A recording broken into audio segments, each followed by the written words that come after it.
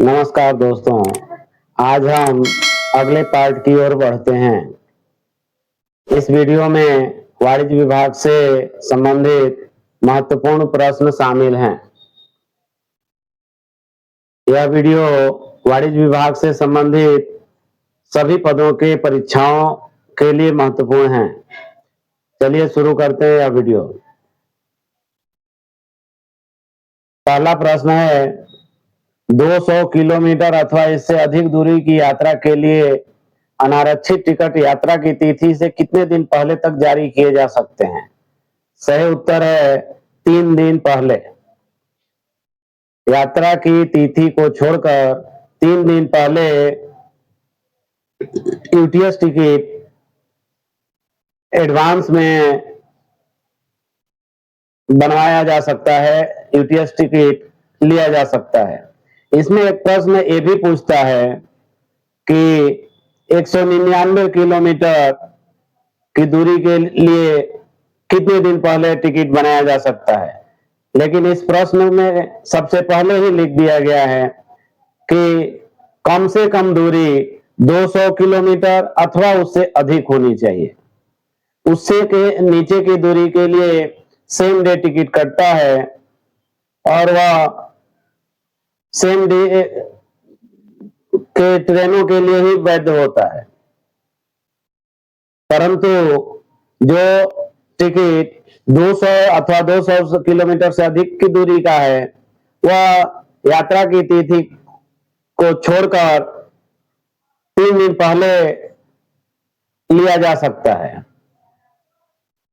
अगला प्रश्न है, यूटीएस ऑन मोबाइल पर कौन सा टिकट बुक किया जा सकता है? सही उत्तर है यह सभी, अर्थात यात्रा ticket, season ticket, platform ticket. UTS on mobile पर हम निम्नलिखित सभी तरह के टिकटों को ले सकते हैं, यात्रा ticket, season ticket, platform ticket अर्थात उपरोक्त सभी। अगला प्रश्न है, जेटीबीएस में अतिरिक्त काउंटर की अनुमति कब दी जाती है? सही उत्तर है जब प्रत्येक काउंटर से लगातार 1 महीने तक प्रतिदिन 800 से अधिक टिकट बिके। जेटीबीएस अर्थात जन साधारण टिकट बुकिंग सेवा। जन साधारण टिकट बुकिंग सेवा में जब एक काउंटर पर लगातार 1 महीने तक प्रतिदिन 800 से अधिक टिकट बिके तब एक अतिरिक्त काउंटर की अनुमति दी जा सकती है। अगला प्रश्न है, एटीवीएम सुविधाकर्ता कौन हो सकता है? एटीवीएम अर्थात ऑटोमेटेड टेलर वेंडिंग मशीन। इसका सही उत्तर है किसी भी रेलवे विभाग का सेवानिवृत्त कर्मचारी अथवा सेवानिवृत्त रेलवे कर्मचारियों के पति, पत्नी एवं वयस्क बच्चे, कोई भी सुविधाकर्ता हो सकता है, एटीवीएम का सुविधाकर्ता के रूप में कार्य कर सकता है। कौन कौन? किसी भी रेलवे विभाग के सेवानिवृत्त कर्मचारी अथवा उसका कोई परिवार का सदस्य। सेवानिवृत्त कर्मचारी में महिला या पुरुष हो सकते हैं। जब महिला होगी तो उसके पति और उनके बच्चे, पुरुष होंगे तो उसकी पत्नी या उसके बच्चे, कोई भी एटीवीएम के सुविधाकर्ता के रूप में कार्य कर सकता है। और ऐसा नहीं है कि केवल वाणिज्य विभाग का होगा, कोई किसी भी विभाग का रहेगा तो चलेगा। अगला प्रश्न है, एटीवीएम सुविधाकर्ता बनने के लिए सेवानिवृत्त कर्मचारी किस विभाग का होना चाहिए? सही उत्तर है किसी भी रेलवे विभाग का, अर्थात इसमें किसी विभाग विशेष से कोई मतलब नहीं होता है। वह व्यक्ति सेवानिवृत्त कर्मचारी होना चाहिए, वह चाहे किसी भी विभाग से संबंधित हो, वह और अथवा उसके परिवार के कोई भी वयस्क सदस्य एटीवीएम सुविधाकर्ता के रूप में कार्य कर सकते हैं।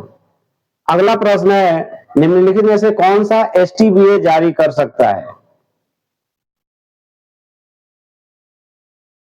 Season ticket, platform ticket, season ticket का नवीनीकरण। यहां सही उत्तर है उपरोक्त सभी। STBA station ticket booking agent, station ticket booking agent उपरोक्त सभी तरह के टिकट जारी कर सकता है, सीजन टिकट भी जारी कर सकता है, प्लेटफॉर्म टिकट भी, और सीजन टिकट का नवीनीकरण भी कर सकता है। अगला प्रश्न है पीसीईवी का पूर्ण रूप क्या है? सही उत्तर है percentage charge on excess value. PCEV का पूर्ण रूप क्या है? Percentage charge on excess value. अगला प्रश्न है पीसीईवी किस प्रकार के बुकिंग में लागू होता है? सही उत्तर है पार्सल पार्सल अथवा लगेज की घोषित अतिरिक्त कीमत पर। PCEV percentage charge on excess value parcel अथवा लगेज की घोषित अतिरिक्त कीमत पर लगता है। अगला प्रश्न है यदि किसी पार्सल का घोषित मूल्य निर्धारित सीमा से अधिक है तो किस शुल्क का भुगतान करना होगा? सही उत्तर है पीसीईवी अर्थात percentage charge on excess value. निर्धारित सीमा से अतिरिक्त घोषित मूल्य पर पीसीईवी देना होगा। अगला प्रश्न है पीसीईवी की गणना किस आधार पर की जाती है? सही उत्तर है अतिरिक्त घोषित मूल्य के आधार पर। पीसीईवी की गणना अतिरिक्त घोषित मूल्य के आधार पर की जाती है। अगला प्रश्न है पीसीईवी किस स्थिति में वसूला जाता है? सही उत्तर है जब घोषित मूल्य निर्धारित सीमा से अधिक हो। पीसीईवी किस स्थिति में वसूला जाता है? जब घोषित मूल्य निर्धारित सीमा से अधिक हो, तब हम उस वस्तु पर percentage charge on excess value वसूलते हैं। अगला प्रश्न है रेलवे एक्ट 1989 के किस भाग में लावारिस प्रेषण का परिभाषा दिया हुआ है? सही उत्तर है धारा 84।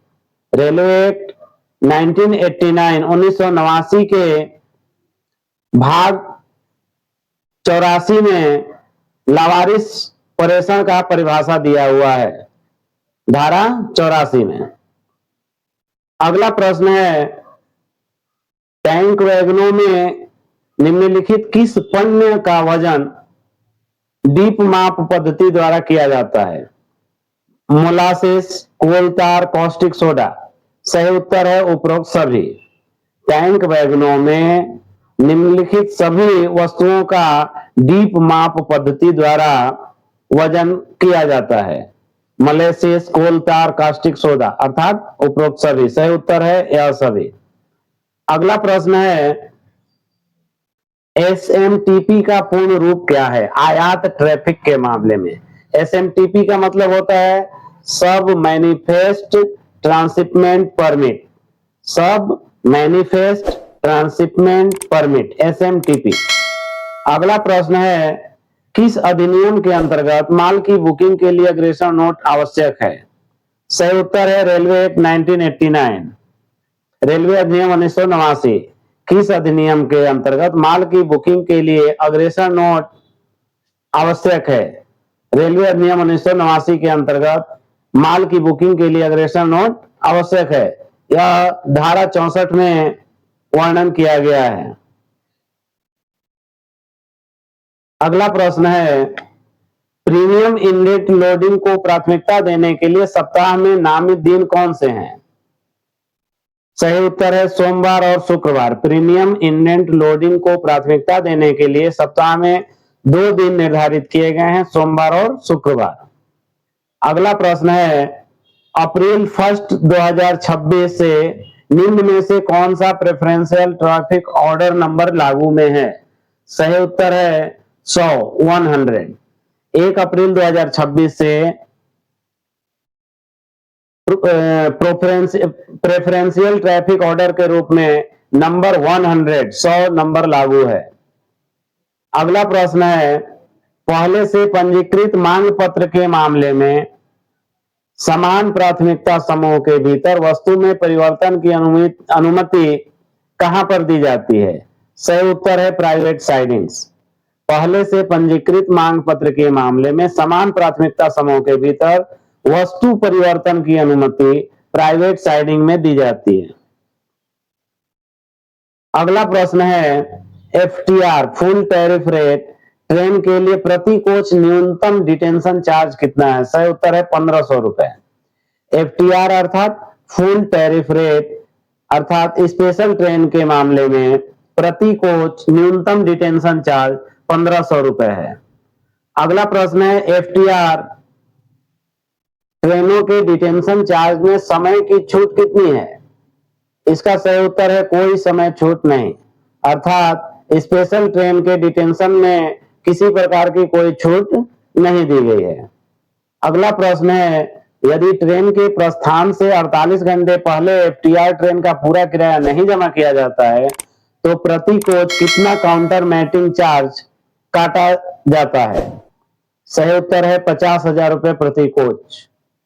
यदि ट्रेन के प्रस्थान से 48 घंटे पहले एफटीआर ट्रेन का पूरा किराया नहीं जमा किया जाता है तो प्रति कोच 50,000 रुपए काउंटर मैंडिंग चार्ज काटा जाता है, काउंटर मैंडिंग चार्ज।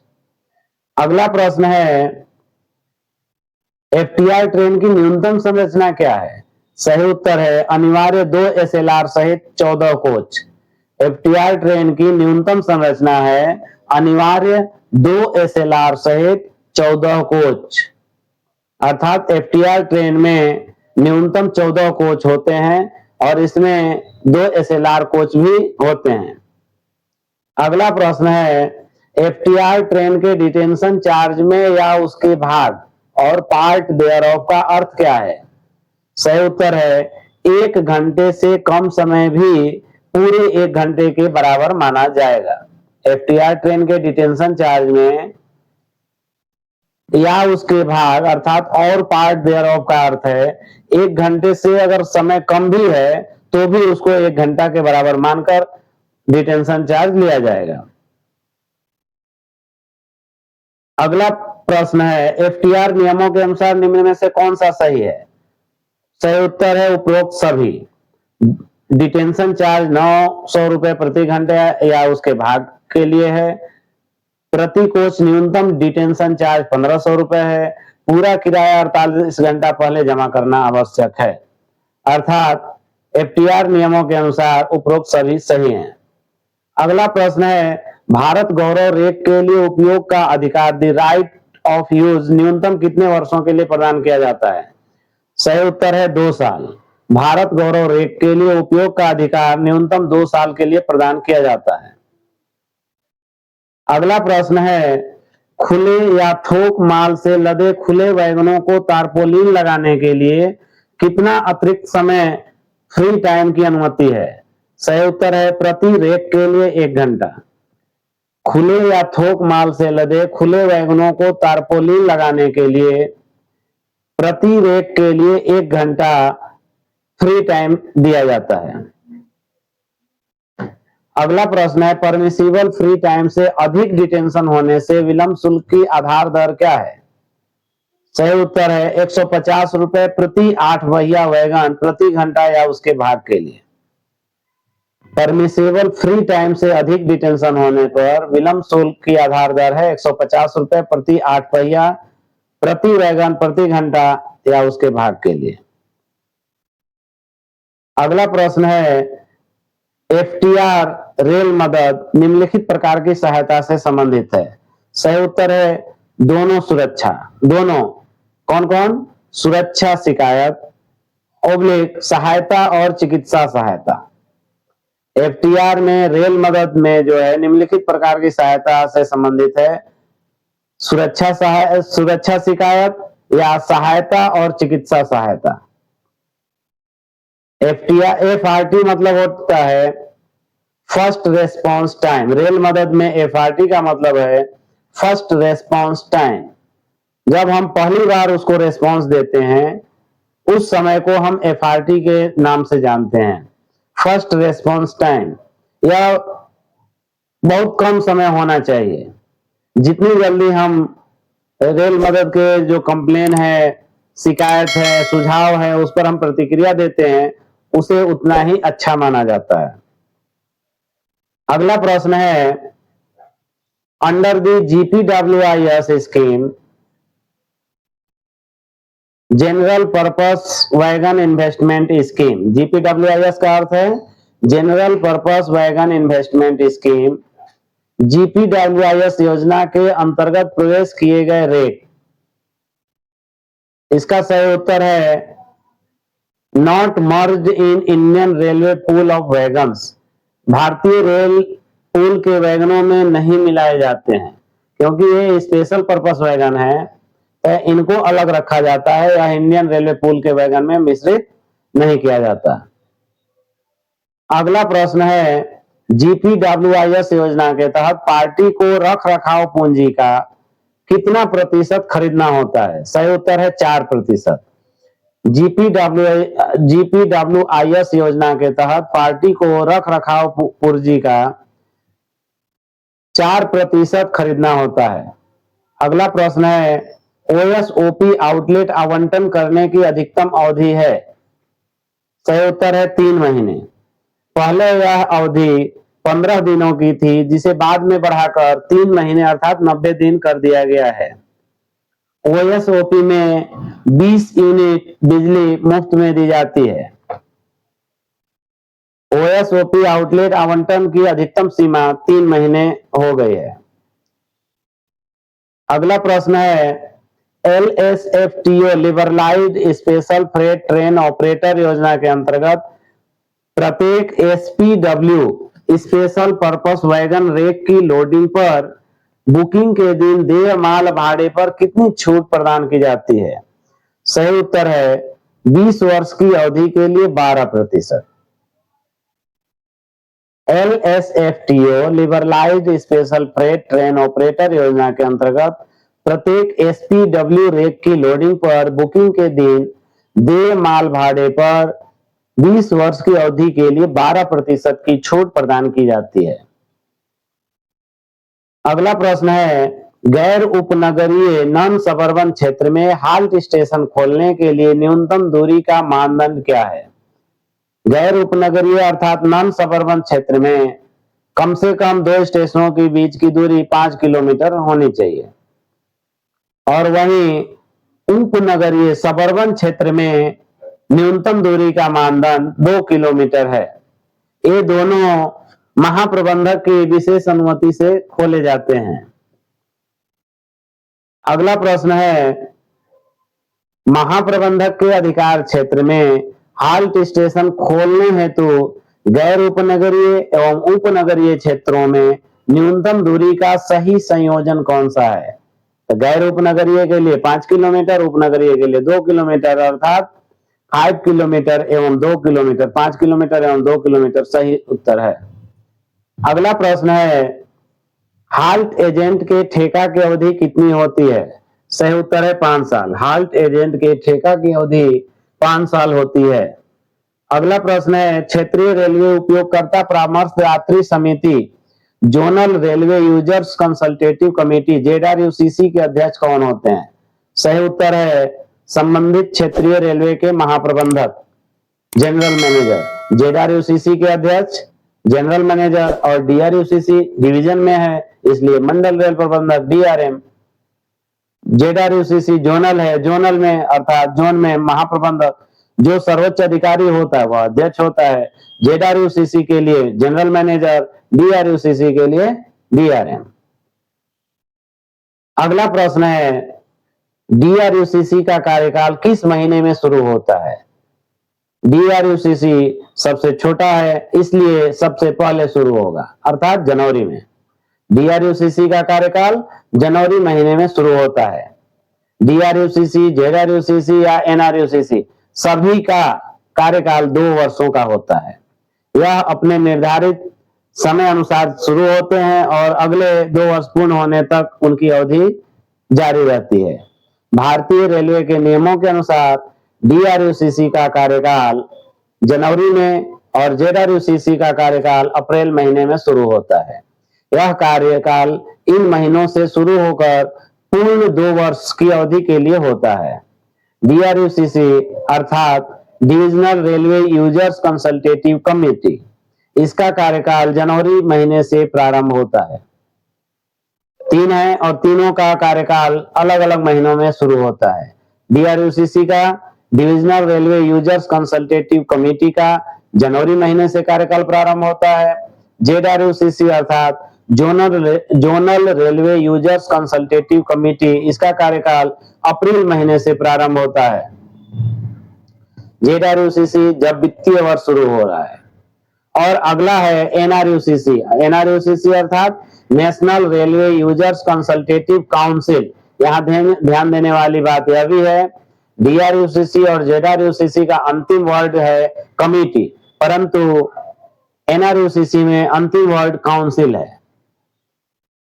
एनआरयूसीसी अर्थात national railway users consultative council, इसका कार्यकाल राष्ट्रीय स्तर पर जुलाई महीने से शुरू होता है।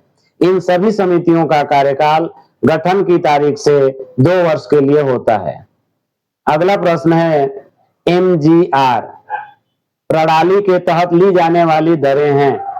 सही उत्तर है प्रतिदिन हर रेक का ट्रिप की संख्या और यातायात की लीड के आधार पर एकमुश्त दरें। एमजीआर मैरी गो राउंड प्रणाली के तहत ली जाने वाली दरें हैं प्रतिदिन हर रेक का ट्रिप की संख्या और यातायात की लीड के आधार पर एकमुश्त दरें, लमसम। अगला प्रश्न है ईटीआरआर के मामले में electronic transmission of railway receipt. ETRR का फुल फॉर्म क्या है? Electronic transmission of railway receipt. ETRR के मामले में परेषक कंसाइनर ईटीआरआर को परेषिती कंसाइनी को किस माध्यम से स्थानांतरण कर सकता है? सही उत्तर है फॉइस। ईटीआरआर के मामले में परेषक परेषिती को फॉइस के माध्यम से स्थानांतरण कर सकता है। अगला प्रश्न है यदि जीसीटीओ सेवा स्टेशन में सामान्य उपयोगकर्ता सुविधाओं की लागत वहन करता है तो ग्राहक को दी जाने वाली छूट है 10 वर्षों के लिए कुल गुड्स ट्रैफिक हैंडल पर 10%।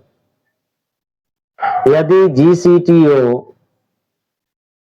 सेवा स्टेशन में सामान्य उपयोगकर्ता सुविधाओं की लागत वहन करता है तो ग्राहक को दी जाने वाली छूट है 10 वर्षों के लिए कुल गुड्स ट्रैफिक हैंडल पर 10%।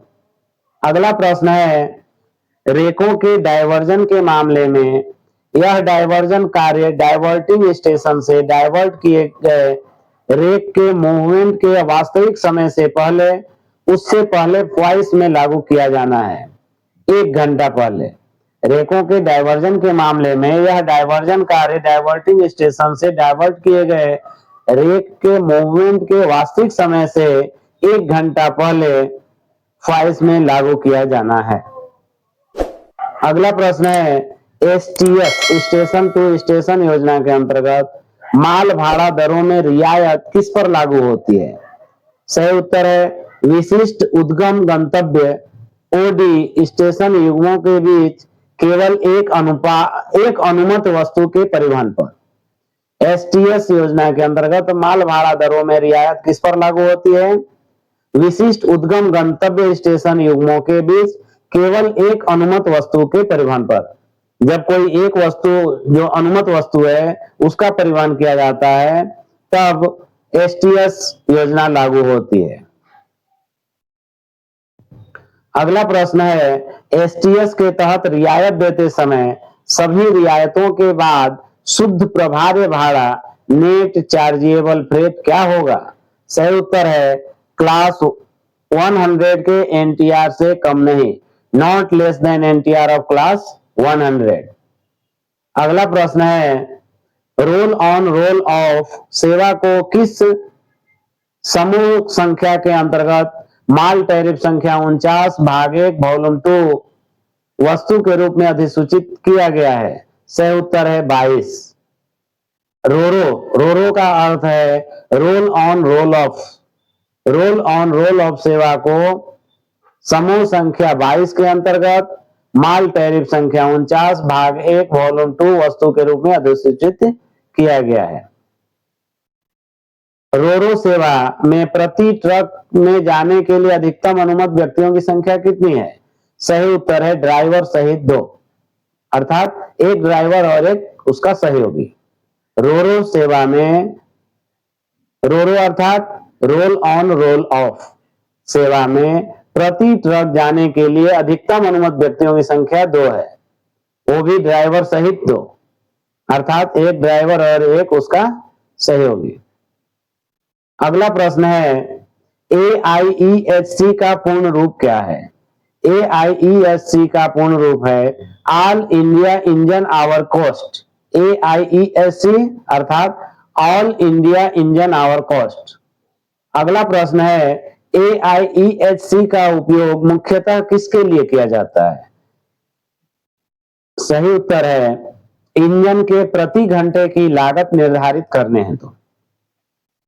AIEHC का उपयोग किसके लिए किया जाता है? इंजन के प्रति घंटे की लागत निर्धारित करने हेतु। अगला प्रश्न है AIEHC का निर्धारण किस स्तर पर किया जाता है? सही उत्तर है अखिल भारतीय स्तर पर अर्थात रेलवे बोर्ड स्तर पर। AIEHC का निर्धारण रेलवे बोर्ड स्तर पर किया जाता है। अगला और अंतिम प्रश्न है भारतीय रेलवे में कितने जोन हैं? सही उत्तर है 18। भारतीय रेलवे में कुल 18 जोन हैं। इस प्रकार यह वीडियो पूर्ण होता है। वीडियो को पूरा देखने के लिए आप सभी का बहुत बहुत धन्यवाद। यदि वीडियो पसंद आया हो तो कृपया इसे लाइक करें। इस चैनल पर पहली बार आए हो तो कृपया सब्सक्राइब करें ताकि अगले वीडियो का नोटिफिकेशन आपको शीघ्र मिल सके और अपने मित्रों को शेयर भी करें। एक बार पुनः आपका बहुत बहुत धन्यवाद। Thank you so much.